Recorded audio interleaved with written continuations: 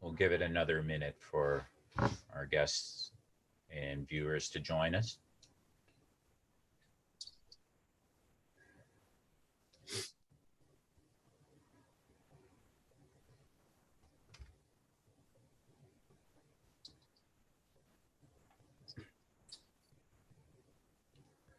Well, I'd just like to welcome everyone to today's OC3PR. Today's topic is an important one for many different groups and not just our typical critical care viewers, as we're going to be discussing the issue of transport of critically ill patients, be it by land or air. This webinar series, like all of them, have been sponsored by Critical Care Services Ontario, who has the goal of helping healthcare professionals better be able to care for acutely ill patients. As been our practice, our speakers will again be taking questions, which we ask you to submit via the Zoom features chat to Q&A. Today's questions are going to be fielded by Drs. Michael Sullivan and Neil Adhikari. This webinar will be available at the CCSO website along with previous or from their YouTube channel. As always, we ask you to please keep yourself muted for the consideration of others. When we do the grand debrief of the COVID pandemic, I think we will learn that some things went very well and other things unfortunately didn't. I believe what was a success was how our healthcare system was effectively able to move patients throughout Ontario to help balance the demand on critical care services. This could only have been accomplished through the incredible efforts of teams like Ornge and our local EMS teams who were able to provide this service. These efforts ensured that our system was able to share the patient numbers, which in turn prevented us from having to institute ICU triage. I'm amazed at what teams like this and similar teams have been able to do. We have safely transported COVID patients from literally halfway across Canada, including Manitoba and Saskatchewan. The challenges and issues that our transport teams have faced and overcome are truly astounding. COVID has forced individuals like myself to learn things I never thought I would have to learn, such as how long a case cylinder of oxygen will last, or the maximum distance we could transport someone on high flow oxygen. The fact that we have professionals who know how to do this to safely transport critically ill patients is something that we all should be thankful for. Today, we are fortunate to have two guests who will take a deeper dive into transport medicine to help us understand the issues related to this and provide insights into how to better prepare patients for movement. Our first speaker is Mr. Justin Smith. He's the Chief Flight Paramedic with Ornge. He has been with them since 2007 and has experience in fixed wing, land, and rotor critical care transport. Since becoming the Chief Flight Paramedic at Ornge, he has focused on implementing equipment and patient care standards. His work was also responsible for Ornge now having the ability to deploy blood products on their aircraft beginning this past August. Presenting with Justin is Dr. Randy Wax, who's on location today, but Dr. Wax is the critical care sub-region physician lead for Central East in the Ontario East region. He is an intensivist at Lakeridge Health in Durham region and is an associate professor in the Department of Critical Care at Queen's University.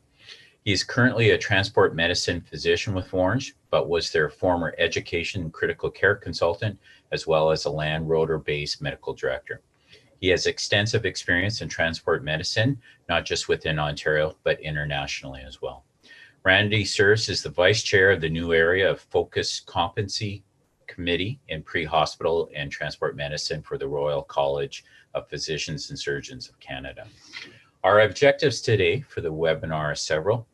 They will review the advantages and disadvantages of the different modes of transport and will help us better understand the different levels of paramedics, including their respective scope of practices. They will discuss the implications of COVID on transport. They will teach us how to better prepare patients for transport and even discuss hospital-based transport teams, something many of us had to do when the COVID numbers surged. Gentlemen, I thank you both for agreeing to do this and taking the time to present. Randy, I hope you're okay wherever you are and whatever transport vehicle you are. But we're going to be starting with Justin, who's going to take it from here. Thank you both. Thanks, Dave. Thank you, Dave. All right, everybody. Well, welcome. Thanks for taking time out of your day to learn about critical care in the transport environment. My name is Justin Smith, and as Dave mentioned, I'm the Chief Flight Paramedic at Ornge. Just a little overview of today's presentation. As Dave mentioned, we're going to go over asset selection. But before that, I'm just going to give a little context for the area that we cover in Ontario. And I think that'll really help sort of frame the discussion about asset selection and how we make those choices. We're going to go over, again, scope of practice, COVID-19 and transport medicine, patient preparation for transport, and hospital-based teams. Randy and I are going to sort of play a little bit of tennis today. We're going to be back and forth. Obviously, if any questions come up along the way, please use the chat function as indicated. We're happy to answer any questions that you might have. And we'll go from here. Let's dive right in. So, Ontario, a lot of people don't actually know how big it is. You see it on a map, and it looks like just one province. How big could it be? Well, it is about 1 million square kilometers with a population of about 14 million. And we service it 24 hours a day, 7 days a week, 365 days a year. For context and comparison, you could put 3 states of Texas inside of Ontario. So that is the size of area that we are charged with taking care of at all points in between. It is a shorter flight to go from Toronto to Florida than it is from Toronto to Fort Severn. So just to sort of frame the conversation that way, when you're sort of looking at, medication mixing, oxygen duration, and all of those things, which we'll talk about later. We are widely dispersed. We've got bases all over Ontario. Most of your rotor assets, those are, you see them on the highway. Those are the ones you're going to see in the news a lot. Those are generally based along the 401 corridor. And then for our longer distances, which we encounter up north, you're going to look at your fixed wing assets. We do have some rotor wing assets in Kenora and Thunder Bay to kind of deal with close-in helicopter emergency medical services, and then up in Moosonee to do river hops back and forth to the hospital on the island there. And then in our urban centers, we've got CCLA assets or land assets, which deal with interfacility transfer between tertiary care centers like UHN and Mount Sinai in downtown Toronto. I think it's important at this point to really highlight the fact that just because let's say, for instance, you're in Sudbury and you're requesting service, you may not necessarily get the asset that is based in Sudbury. There are myriad factors that play into how we decide what assets get assigned to which call, and we'll speak on that in a moment. So we've got 8 helicopters, 4 fixed wing, 4 critical care land ambulances, and then we have a number of contract providers from the SA world and for the critical care land program in Toronto, hosted by Toronto EMS. That is our fleet that is on at any given time and charged with taking care of that large land mass. So asset selection again. So we are the provider of air ambulance from Ontario's Ministry of Health and Long-Term Care, and we move about 20,000 patients a year. Many of them are moved by our SA carrier, and those are our lower acuity patients going for fracture clinic appointments and whatnot. Our land service deals with a lot of that close-in tertiary care to tertiary care center transfer. Our rotor wing assets deal with, scene calls, modified scene calls, and interfacility transports as well. So our asset selection. So how do we decide what asset goes where? And this is a question that we often get asked because sometimes it seems like a very nebulous and behind the curtain sort of magic trick, but it's really not. But it can be a bit of a moving target. So there's essentially 4 things that go along into selecting the asset that gets sent to your request for service. One is the type of request. For our rotor wing assets, they deal with on-scene requests, car accidents on the 401. They deal with, a 70-year-old man falls off roof, putting up Christmas lights, which is a good one that's coming up pretty soon. and then the interfacility transfer, the EPD transfer, or emergent surgical intervention. The medical needs of the patient. Is the patient on a saline lock? Are they running multiple infusions? In the time required to get them to definitive care. So that is the second sort of ingredient in making that decision. Vehicle considerations are the third. So what is the range? How many fuel stops? And what is the crew's level of care? Just for comparison's sake, the Toronto helicopter, if you sort of draw a radius around this, right downtown Toronto, we like to keep the Toronto helicopter sort of within, basically, I would say from Toronto, as the outside would be Sudbury. So that's generally the service range of the helicopter. Anything beyond that, it starts to lose value as far as its speed is concerned. And certainly if you're talking about going to an airport to airport for a helicopter, it stops making sense, right? Because the optimal utilization for a helicopter is from a helipad to a helipad. Airplanes go from airports to airports. And then there's some unique local circumstances. Where is the airport in relation to the hospital? Some are very close, some are very far. So Sault Ste. Marie and Sudbury and Timmins, their airports are very far from the hospital. So that plays into plays a factor into our decision on which asset to send. And of course, there's throw in the mix of weather.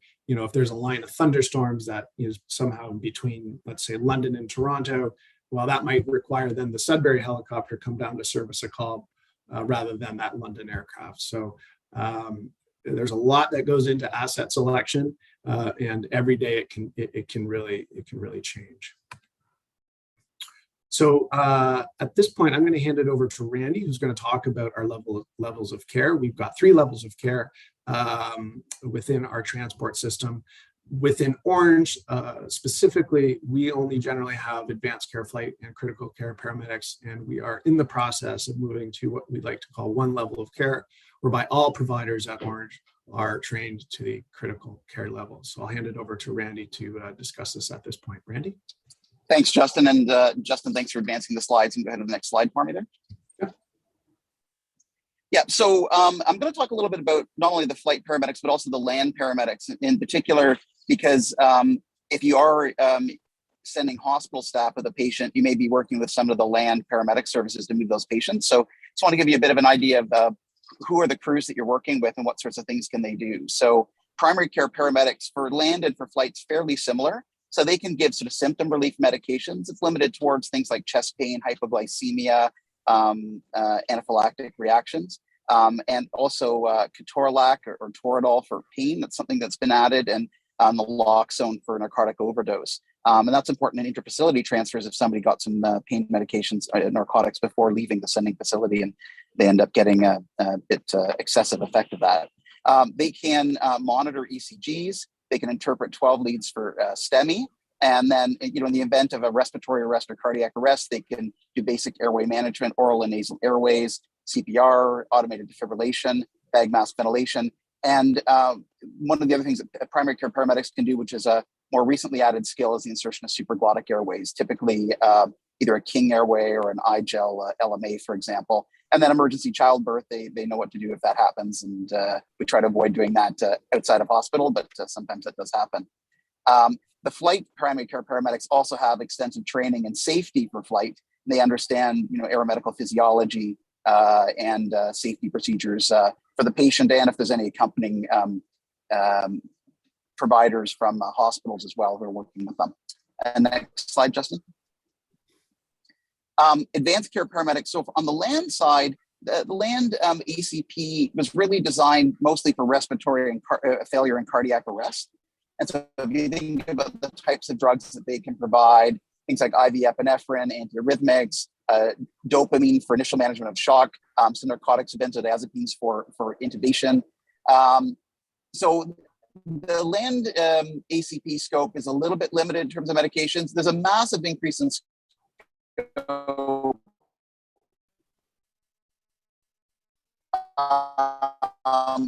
when go to ACP flight because the lot of interfacility transport these breaks have access to norepinephrine as an additional vasopressor, sedation infusion, and neuromuscular blockers, both for rapid sequence intubation and also for management of ventilated patients who need ongoing sedation plus or minus paralysis, antibiotics, and a large additional list of medications.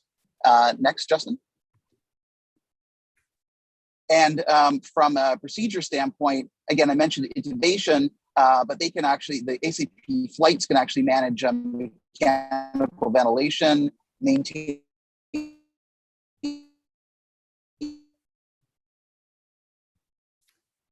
Hi, Randy. I think you're breaking up there. Chest tubes, they don't insert the transport procedures like defibrillation. Sorry, can you hear me, Justin? Yeah, Randy, you're breaking up a little bit there.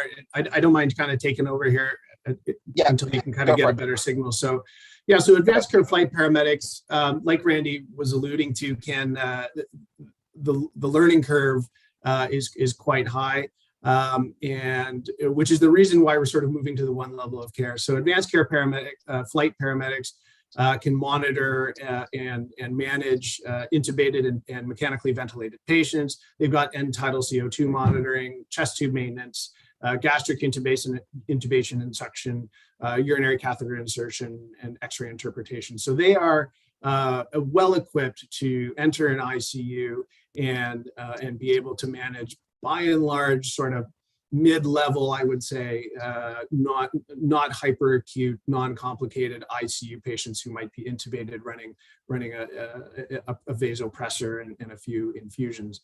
When we get to the critical care scope of practice is where you really start to see the benefit of critical care transport medicine. You've got the scope of practice of those, of course, of those first two levels of care, with the addition of advanced pediatric and neonatal training skills, advanced obstetrics, and sort of any medication that we would run into in the intensive care unit, we are able to run, in addition to the maintenance of arterial, central, and pulmonary artery catheters, including IABP. We're also trained and equipped to support ECLS and ECMO teams by virtue of the fact that we can manage ventilator and the infusions at that time and work collaboratively with those team members.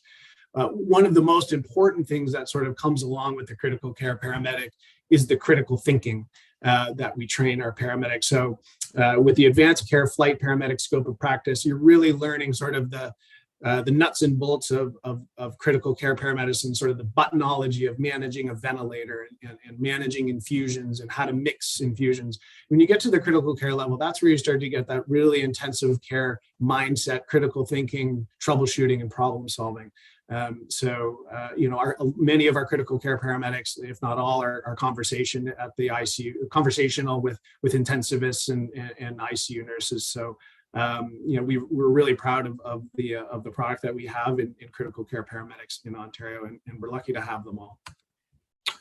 And Justin, if I can add to that, and that's one of the reasons for wanting to move towards sort of the one level of care is, you know, when a call is dispatched, you call about a call initially, you know, the patient may deteriorate, and so if we send a paramedic to do a call where the patient sort of fits the scope of what the advanced care paramedics can do, and then by the time the paramedic gets there, the patient deteriorates and they deteriorate en route. And then now it's outside of their scope, it becomes a bit challenging. So we're always trying to think a step ahead to make sure that if we think there is a significant chance of deterioration, that we do send a critical care paramedic team. And also, I think it'll be a lot easier once you know, we're not having to decide between advanced care versus critical care. But that's a work in progress. Yep. So just wanted to mention a little bit as we're also thinking about, you know, which patients to move and transitioning a little bit into some of the discussion about COVID-19 management of patients transport. One of the things that sort of come up is thinking about, you know, when do you move a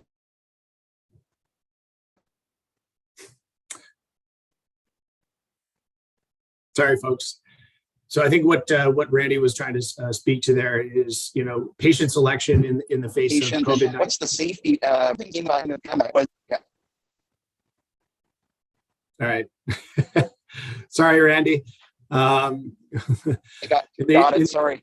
In the aviation world, we say I have control now. So So I think what Randy, what you want to talk about now, Randy, is proactive rescue or life or limb transfers. And in the face of COVID-19, and especially during the time when, when capacity was certainly a topic of conversation, we needed to figure out a way to properly assess how patients were going to be moved throughout the system. So we essentially created a rubric whereby there were 3 levels of transfer: the proactive, the rescue, and the life or limb. The proactive movement was that movement which there was an expected surge in patients, and there was a known threat to capacity within the system, and we needed to decant those patients to other equally capable centers of care. And the rescue were those COVID patients that were deteriorating, perhaps those that were in immediate need for ECLS or ECMO, or there was health human resource issues with respect to lack of staff, equipment, and space. Those kind of in the third wave where we were dealing with a lot with rescues. Earlier, sort of in the lead up to the third wave, doing more proactive. And then life or limb were those immediate threats whereby things were going really poorly for the patient, and those needed to be moved out right away. The issue that we ran into was obviously triage. We were doing a lot of triage at Ornge, of course, balancing the risk of staying in place versus the risk of transfer. So, I mean, if you were going from one hospital to another and essentially the care was staying the same, we were really, really trying to balance the risk to our crews that were working, I mean, incredible amounts of hours. We wanted to not burn them out so that we didn't run into lack of staff ourselves. So there was a lot of balance and give and take in the system at that time to really try and find the sweet spot between contributing to maintaining system integrity throughout the healthcare system, and perhaps leaning a little too much on our own health human resources and exposing them to undue risk. Primary care. I can just, yeah, do you want me to get that, Justin? Yeah. Yeah, go ahead. So we actually gave people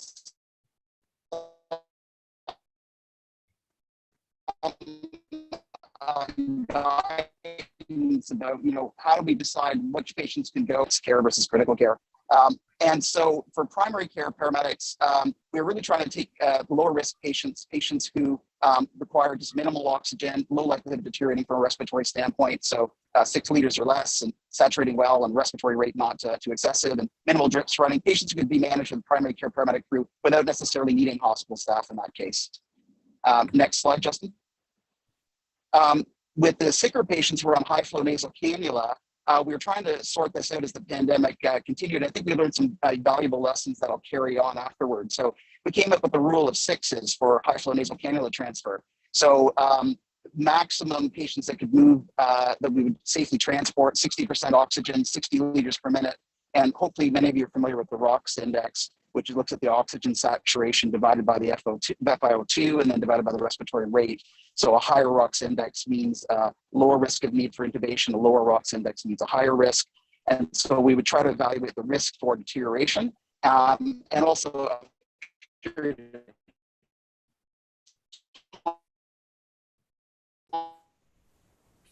Unfortunately, Randy, I think you keep cutting out. And so maybe we'll stick with Justin for the time being here, and try to add comment. To make sure that these patients were actually stable and not necessarily requiring self-proning. Yeah, I think what Randy was trying to allude to there is just the decision matrix that goes into selecting patients that would be appropriate for ACP and CCP transport crews. Dave, sorry, you got me? Dave? No, Randy, you're pretty broken up. Yeah, so we'll focus on Justin for the time being, Randy, and hopefully in the question and answer and discussion, we can add things here. So Justin, I'll pass it back to you there. Thanks, Dave. Yeah, so when selecting these patients for, that are critically ill COVID patients, I mean, the name of the game is to do as little as required during transport. As you'll see in one of the next slides here, the transport environment can be difficult to treat patients in, and ideally, patients that might self-prone or require self-proning during transport is certainly suboptimal. And of course, intubating while we are capable of doing that in our transport environment, it's certainly not the optimal environment, right? So, we came up with a rubric of the rule of sixes here, as Randy was alluding to, which put us in a good spot to be able to reasonably expect that a patient, once you start that transport, by the time during the transport, there wouldn't be any opportunity for severe deterioration, whereby there would be sort of critical interventions required. So the advanced and critical care paramedic, obviously managing the ventilator is something that we can do. Complex ventilation strategies are definitely something that we're accustomed to. But when selecting these patients, given the volume of patients that we needed to move at the time, moving patients either proactively before they deteriorated, requiring intubation and complex interventions, or keeping their requirements sort of to a minimal, played into our decision making on which patients to transport. Moving a great number of patients that required active resuscitation, active interventions, and complex stabilization either before or during transport would really hamper our efforts to be able to move the volume that was required at the time. So we did implement a bit of a restrictive strategy and a sort of a precise strategy of patient selection, which allowed us to move the patients, distribute them around the system, and keep things essentially keep things afloat for some time. So I'm going to talk a little bit now about how moving forward. I think this is something that we can apply in our day-to-day going forward all the time, which would really help us and help interface with you in the ICU on how to move these patients in a way that is timely and efficient and safe for the patient. So you'll note here on the photo on the left, we've got a team here, preparing a patient or caring for a patient, and on the right, we've got kind of my office, what my office looks like from not too often. That's pretty intense there. There's a lot going on there, but that's not unheard of to get a complex ICU patient requiring some intensive care, in ECMO. So we've heard from hospitals that timeliness of dispatch, timeliness of arrival at sending, the timeliness of patient packaging, and while of course receiving excellent care are all really important for hospitals, ICUs, and their staff. So we've heard that in our system, and we are incorporating strategies to manage those. We want to shorten the list of questions. That's kind of top of the list every time. Is the list of questions is too long. The amount of conversation about our patients is too long. So we're trying to shorten that. We're trying to front end load our contact with our transport medicine physician to the front of the calls, especially on those life or limb calls. You're going to hear from our TMP directly. They're going to reach out to you and try to get a good assessment of what's going on in order to triage and select the right asset, as I was mentioning earlier. And we've implemented a new decision support tool for selecting the closest, most appropriate asset. We are looking at incorporating some AI into our decision-making process, but that is, of course, a little bit in the offing. So some current initiatives that we were implementing to improve the timeliness of our patient packaging. We're training our paramedics on standard practices of care, standard practices of patient packing to reduce variability. That way, that when you have a patient that's running perhaps 6 infusions, they're relatively hemodynamically stable, they're on a mechanically ventilator, that your time on task for your staff to manage that transfer is going to be, let's say, for instance, 30 to 40 minutes, all things being equal, right? Standard one level of care, as I've mentioned before, is going to help with that. 2 paramedics that are at the critical care level are going to help move things along in a more timely fashion. And we're going to reinforce those conversations that are occurring before we arrive to really get a good feel on what's going on with the patient. Okay.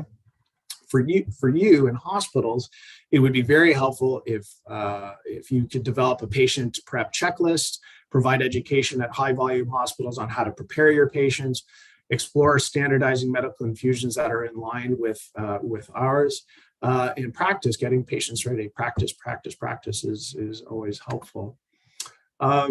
So some special considerations when dealing with a transport is hospitals generally have a plethora of staff by comparison, whereas with us, and when we get in the back of the helicopter, the airplane, or the ambulance, it's just two of us. So we generally plan for to do as little as possible during the transport, knowing that we're very limited in our human resources at the time, and we're very limited in what we can actually accomplish in a short amount of time if it's required. Specific to COVID-19, while in PPE, we've got transport times that are, let's go, 90 minutes and greater. There's really no place for us to bail out. If we've got to take a bio break, or if you become thirsty or something like that, or you've got a breach, if you're flying at 20,000 feet, there's really nowhere for you to go. So that's just something to consider when dealing with our transport teams. We do have a very phased approach to how we manage our time in PPE before transport. So just something to consider and be aware of. There's also limited access to the patient and the ability for us to move about. Our airplane is a PC-12. It's not very big inside. It's quite a lot smaller than an ambulance that you might be familiar with, and as is our helicopter. So those are all just some things that I think I'd like to bring to light to everybody, just to have a moment of consideration when packaging and how we do our job. So some things that everyone here can do to help us move along faster, and everybody's sort of ushering us out, especially when there's some patients down in the ER waiting to come upstairs. So copying the patient chart, that's a big easy win. Making sure that there's an accurate medication record, accurate and up-to-date lab results, and including some imaging of X-ray, CT, MRI, or ultrasounds. Mix new infusions. So if there's if you've got 6 infusions, having those infusions pre-mixed for the paramedics to pick up and plug in is really, really helpful. Obviously, checking for IV and arterial line patency is really important. Having to troubleshoot an art line at the bedside is very, very time consuming. So if all of that can sort of be preloaded, that way we arrive, we just plug and play, and we're out of there really quick. Same goes for endotracheal tubes. Really make sure that those are well placed and especially very well secured. That's really important for us too. Okay. When you look at the room, does it look neat and tidy? Are things moved to the side or out of the room altogether? If the room looks neat and tidy and there's not a lot going on, it's going to be faster for us to get in and get out. Informing the patient, the family, or the next of kin of the transport destination is also very helpful. That's sort of in keeping with a big drive for family-centered care. A lot of times we arrive and the patient and the family has no idea that the patient is even leaving. So making sure that the patient and their family is included in that decision-making process is essential to us and really helps things along. Packing up the patient belongings and clearing space for us to kind of get in and out, as I mentioned earlier, is really, it seems simple, but is very important. So it bears mentioning. Before we arrive, if there's any change in the patient condition, deterioration, or improvement, good response to treatment is always something we want to hear about. Please let us know. That can help us prepare better for the patient. And again, get in and get out faster. And then some details about the patient when we arrive. Any immediate critical interventions that are required, please let us know, or give us a shout beforehand if you know that those are going to need to be dealt with. I will always advocate for more helipads, so this is my plug. So if you know anybody with cash, or a politician that might be wanting to put a helipad somewhere, please feel free to do so. It really helps, especially along the 401 corridor and up the 400 series highway, to have helipads along the way. Really, really helps us out with our rotor wing fleet, and reduces our time on task and overall improves system efficiency. The next thing that I wanted to talk about today is the bariatric patient. So proper measuring and assessment techniques for bariatric patients aid us in properly selecting the right asset for the right time to get patients out of your facility. Historically, I'll just be very honest. Some people might sort of fudge a few numbers where maybe if they're a few pounds lighter, they'll take them. That really doesn't help, because what invariably will happen is we'll get patient side, realize the patient can't actually fit on our stretcher for one reason or another, and we will have to send another asset, thereby delaying the whole, basically starting the process all over again. So the more accurate measurements you can take off the bat and communicate those to our operations center, the better. We really want to be accurate so that we can send with precision the right asset and the right crew with the right resources to your sending facility. So here's just a little diagram here about the measurements we need. And we're actually in the process right now of creating a video that's going to be put online, so that when you call, or when your facility calls to move a patient that's greater than 122 kilograms, you're going to be directed to a video. So here, watch this very quick video, 30 seconds on how to measure. It's worth 30 seconds. That way we get the right asset to you and we're maximizing efficiency. So topic of conversation is airbo and O2 flow rates. So what I have here is just a little chart as we begin the conversation about hospital-based teams and moving patients on high flow nasal cannula oxygen therapy. One thing that is absolutely core and essential to this when you're leaving a hospital with somebody on high flow, especially if they've got high needs, is to make sure you've got enough. As everybody here, I'm sure, is very well aware, obviously these patients, they're very dependent on high FiO2s. So running out somewhere between Sudbury and Toronto could be potentially catastrophic. And we've heard a number of times, well, you just intubate them. Well, with what oxygen, right? So it's essential that you go through, if you are a hospital-based team and you're going to be moving a patient on high flow, or really any high FiO2 patient, it's absolutely essential that you take the time, work with your RT staff, and go through and make sure you've got enough oxygen. Our policy is extremely conservative, and for good reason.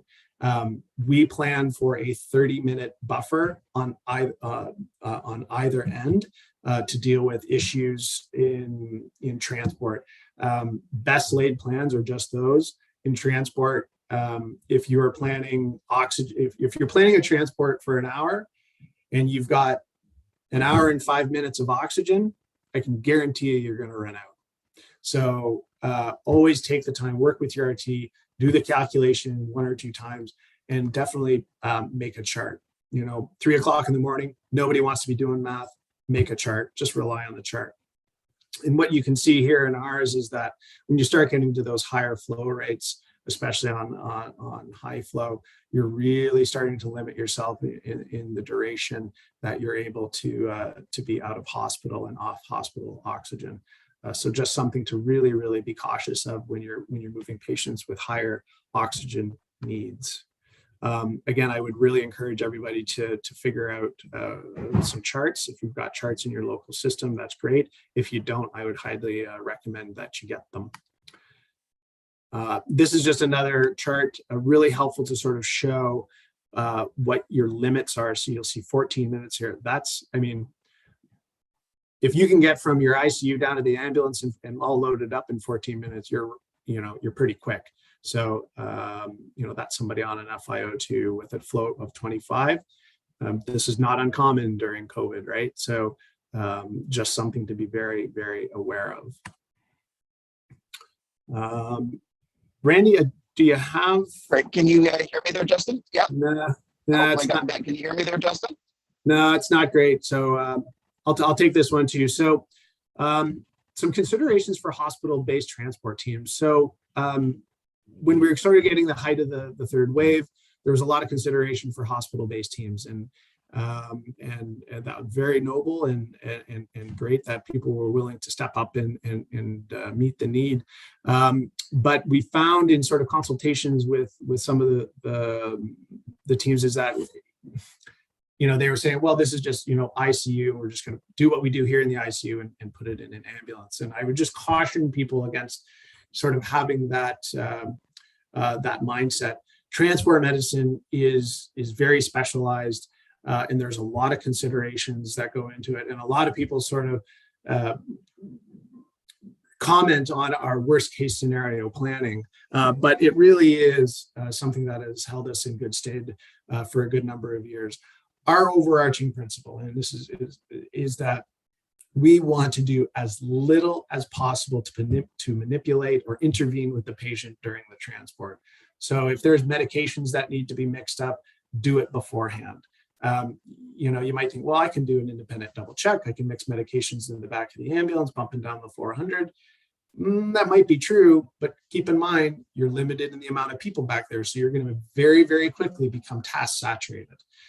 So if your patient is becoming light on sedation, as they generally will during transport, and you've got to increase your infusion rates, now you've run out of an infusion. Now you have to mix it.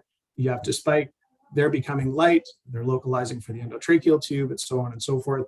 Those scenarios can very, very quickly spiral out of control. So really managing and front-end loading all your preparation, making sure that you've got adequate infusion management, making sure that your patient is adequately sedated and muscle relaxed, and so on. Doing that all beforehand, making sure everybody's on the same page and having a team brief before departing is absolutely essential.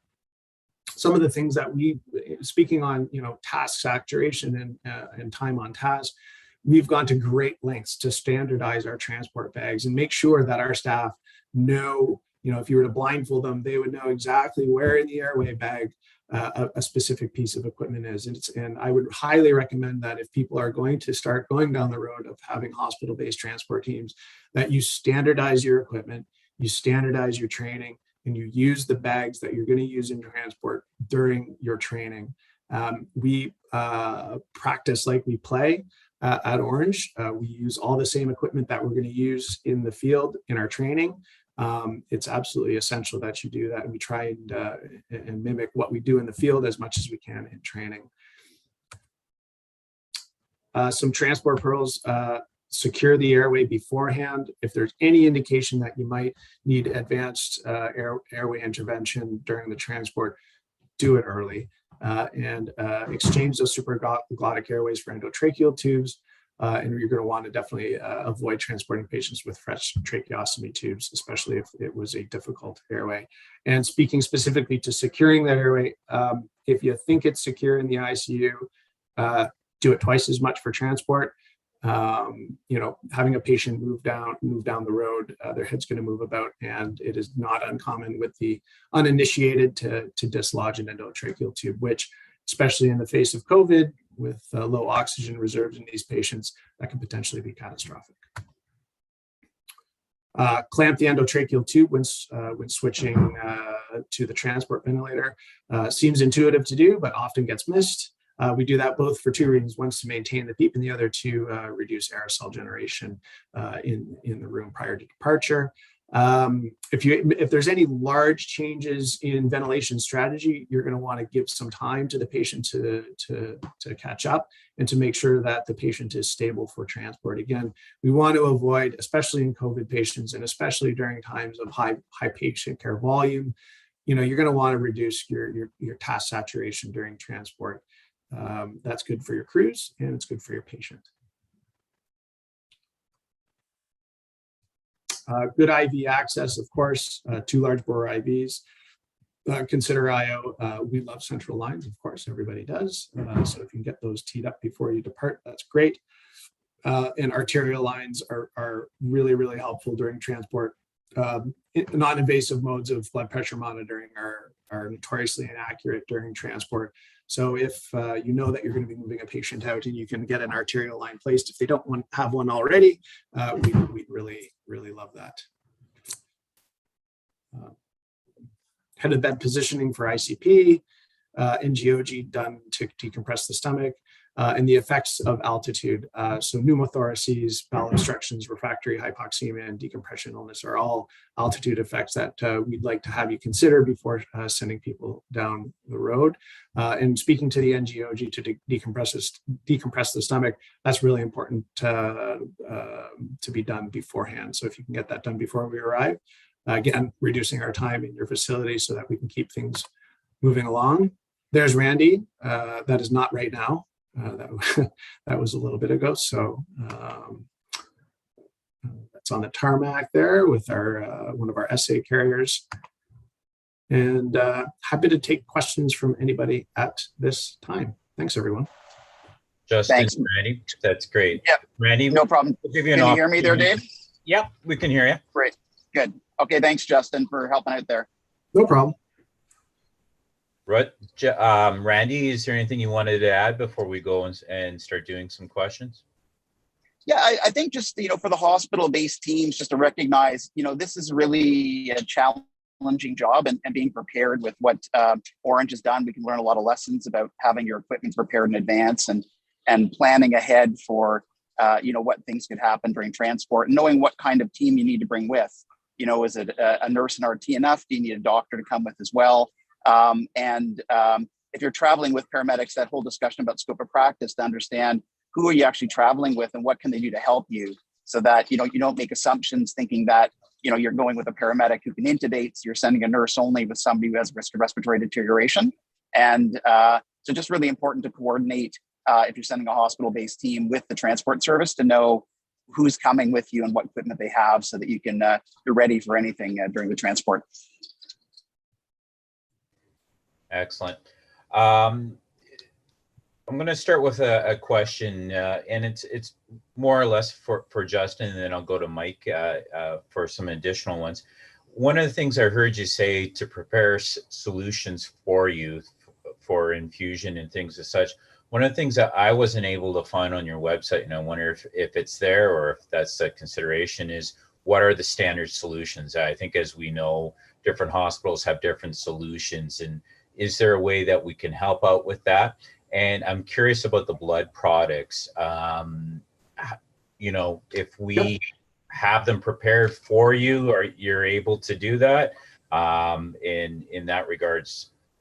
Yeah, thanks, Dave. So within the last 2 years, we've moved to the most recent iteration of the ISMP standard for medication safety practices, and that is inclusive of standard medication mixing formularies.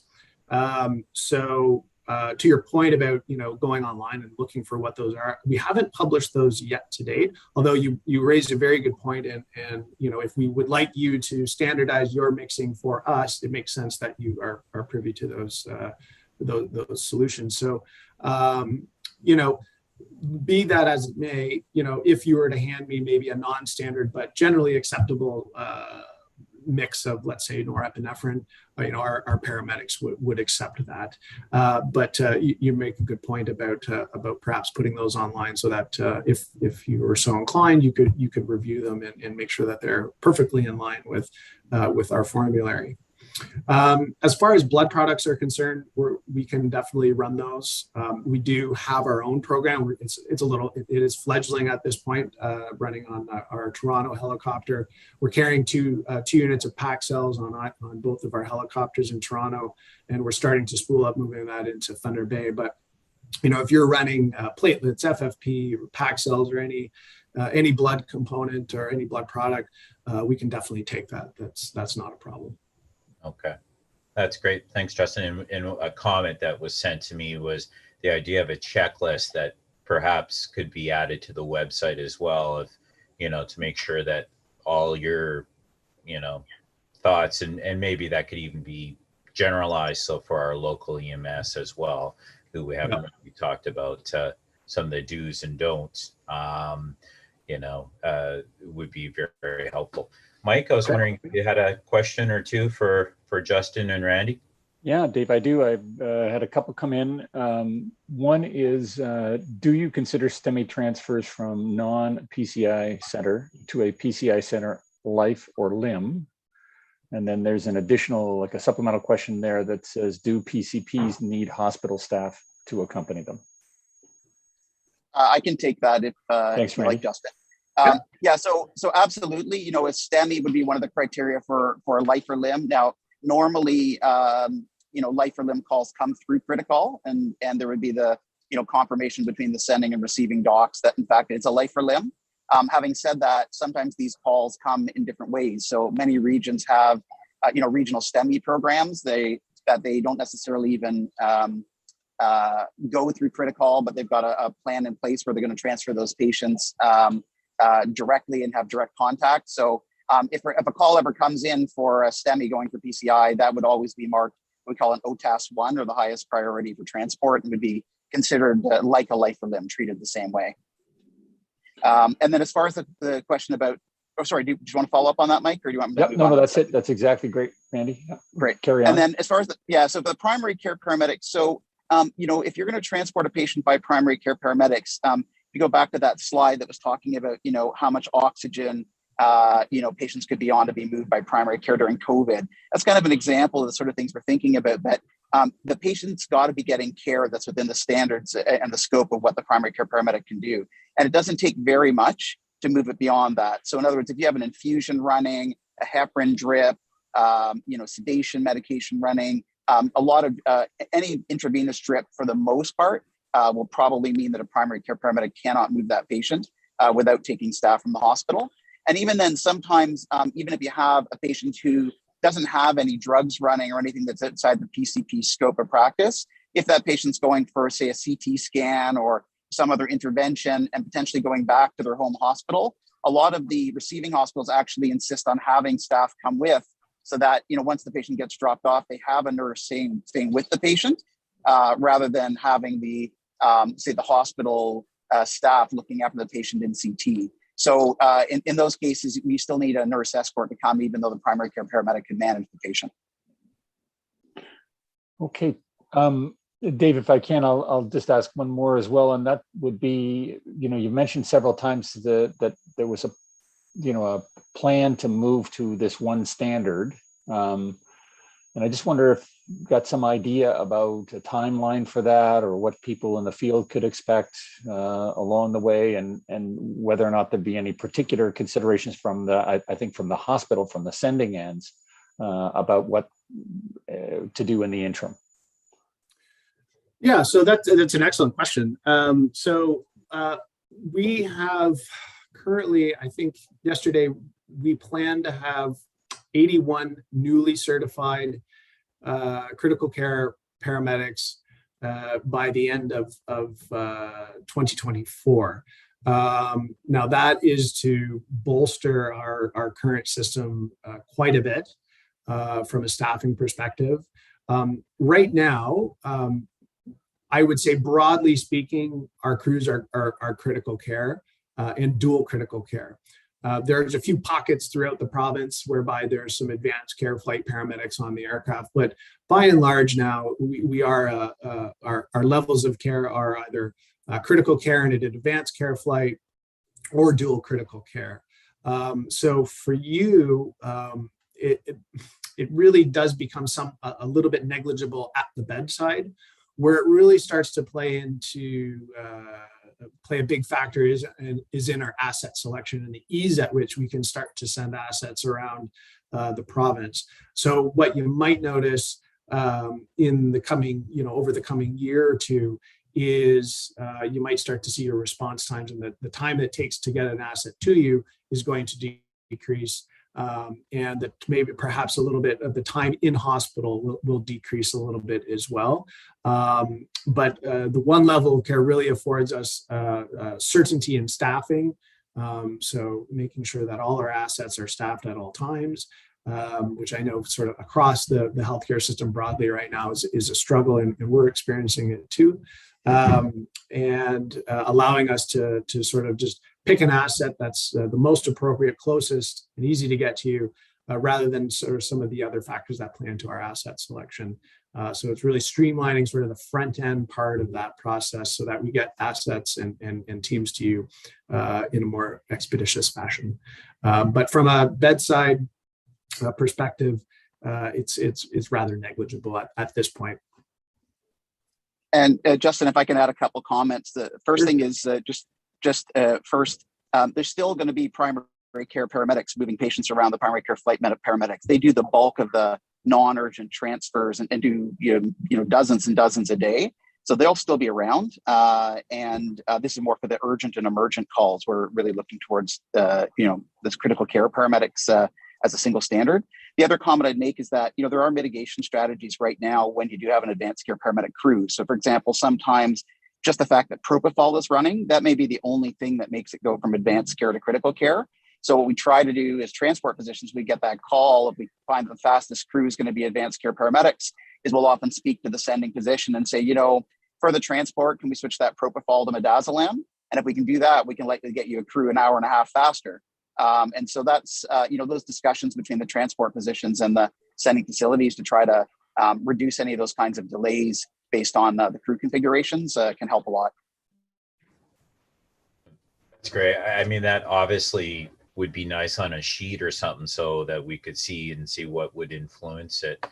I'm curious, before I go to Neil, I know we're focusing on Ornge and the advanced critical care paramedics. My understanding is most local EMSs do not have advanced critical care. So same idea is, what would be required of sending facilities? Is it in those situations where we would need to provide a physician, or is a critical care nurse adequate? I know you can't comment on every local EMS, but is there some kind of standard that our listeners should be aware of? Yeah, so I would say by and large, unless you're in downtown Toronto, your local EMS system is not going to have critical care paramedic capability. They're not going to have advanced care flight paramedic capability. And less you're going to run into advanced care land paramedic capability. So with that in mind, based on your patient condition and your sort of your local comfort level with moving patients that are complex, will dictate, the staff that you elect to send. But if you're outside of Toronto, downtown Toronto, and you request a local EMS service transport, I would say that you're probably safe just to assume that you're going to need to send a critical care practitioner and an RT at a minimum, along with that patient. That's your safest bet. Yeah, and just to add to that, Dave, for cardiac patients, in some jurisdictions, if they've got advanced care land paramedics who are, able to manage the patient goes into a sudden cardiac arrest and they don't necessarily have any drips that are running, in some cases, they will get the advanced care paramedic land medics to move those patients without necessarily taking a nurse. But basically, a simple way of thinking about it, if you've got any drips running at all, for the most part, you're going to need to send somebody from the sending facility. And then whether it's a nurse or a nurse and an RT or a nurse and an RT and a doc really depends on, is there an vented patient? Clearly, you'd want to send an RT with. If there's significant risk of deterioration from an airway perspective, you may want to send an RT in addition to a nurse because, nurses have limited ability to intervene in beyond, bag valve ventilation and oral nasal airways. In some cases, they can put in a supraglottic airway, but very limited. So you need the RTs in that case. And then obviously for a very critically ill patient, having a physician on board who can, perform procedures, but also the judgment and just the real-time ability to adjust orders, may be the right thing to do depending on the acuity of the patient. Okay. Thank you, guys. Obviously, it sounds like we should have standards out there that we could easily access, would make it a lot easier. We're going to go to Neil next. I just remind everyone to please take the time to do the survey that we asked. We do value your feedback on it. And so I'm going to go to Neil next. Thanks very much for that great presentation, Justin and Randy. One question from the audience here is around cardiac arrest in flight, which I hope that must be a rare event, I would imagine, given all the preparation. But the question has to do is when paramedics are in flight and a patient arrest, how do they decide what to do? Do you follow standard ACLS guidelines, or are you in touch with a physician in that circumstance to see if there might be any variation on those standard guidelines? Great question. Yeah, so we, of course, for all the obvious reasons, we try to avoid doing CPR, but especially in transport. with the cramped quarters, especially, and with COVID, the enhanced PPE, needing to be restrained in your seat during critical phases of flight, especially in the helicopter, and just the space limitations make doing effective CPR very, very difficult. But we do follow ACLS guidelines. We do have online medical control. Generally, we'll undertake an ACLS algorithm without calling somebody until we get a moment to sort of get our feet under us, get a handle on what's going on, hopefully get a ROSC. And then we've got to make some sort of real-time decisions about where we're going to go, right? Certain cases, it makes more sense to go perhaps to a closest facility if they've got a helipad, if you're in a helicopter. If you're in an airplane, things get even more complicated. Sometimes it's more beneficial just to go to the receiving facility, especially if they're receiving some intervention that might reverse the cause of the cardiac arrest in the first place. Those are complex decisions, and there really is no silver bullet on that. But by and large, yeah, we'll follow an ACLS protocol and contact one of our TMPs to sort of help guide us through and to most importantly to update the receiving facility of the change in patient condition. Yeah, and just to add to that, even the primary care paramedics, they can do CPR, have automated defibrillation, can at least, the basic measures that have sort of the best chances of success in a sudden cardiac arrest, they can intervene. So, but the transport medicine physicians are always available, 24/7 to assist. But obviously in a cardiac arrest, we really have to rely on those medical directives, and the paramedics have to get things going right away before. Yeah, and it's important to note too. So I think when you have somebody that is acutely ill and unstable, and you see a sort of, man, they've been here for an hour with that patient, or even 2 hours. I mean, I've been with patients for 4 hours or 5 hours at a facility, getting them to a place whereby I can reasonably assume that they're going to survive the transport. If I ever think before leaving that I'm going to have to do CPR on somebody, I try not to leave. I mean, there are obviously some scenarios whereby that isn't beneficial for the patient, emergent surgical intervention to reverse the cause, but stabilizing that patient to a place where I have a reasonable expectation that I'm not going to have to do CPR is sort of a main gestalt in a transport clinician's mind, right? So we try and avoid that at all costs, because we know that effective CPR in transport just isn't where it should be. So to that point, though, we are looking at equipping our ambulances with with auto pulse type devices. But those carry some limitations, especially in air transport. They're quite heavy, so that plays into our decision making in that as well. Excellent. Well, gentlemen, I think time is our enemy, and certainly we're out of time. And certainly, please pass on to your friends and colleagues, our appreciation, especially what happened during the third wave of COVID in Ontario. What was being asked of staff was certainly a big burden, and I know you guys were tired, and certainly you stepped up to the place. And I don't think enough people say thank you. People always complain about the last transport that why didn't you come quicker? And oh my God, I saw you getting a coffee. How dare you? But I think what you guys do is fantastic work, and certainly I'm very appreciative of it, and I'll buy you the coffee if you're in line. And so I really appreciate that. Randy, I hope you have a safe travel wherever you're coming back from. And I'll go to our sage wisdom provider, Dr. Sullivan, for the final words. I'm looking around here trying to find who that might be, Dave. I just really like your approach there about saying thank you. What happened in April was heroic, and every piece of the system kind of was able to find a way to get together. The ability to be able to solve problems there when we were all focused on one goal was tremendous.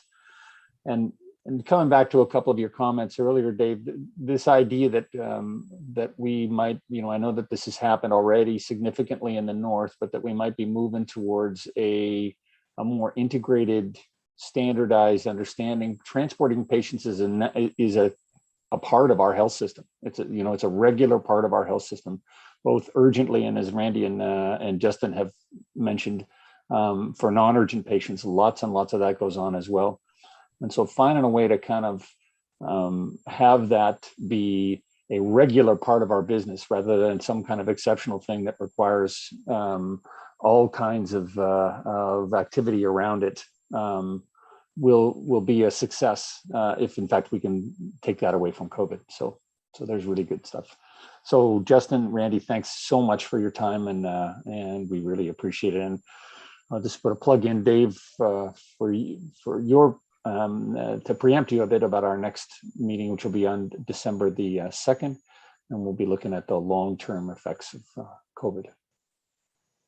Terrific. So Thanks for having us. Really appreciate the time and the audience. Great. Thanks, everybody. Great. See you next time, folks. Bye-bye.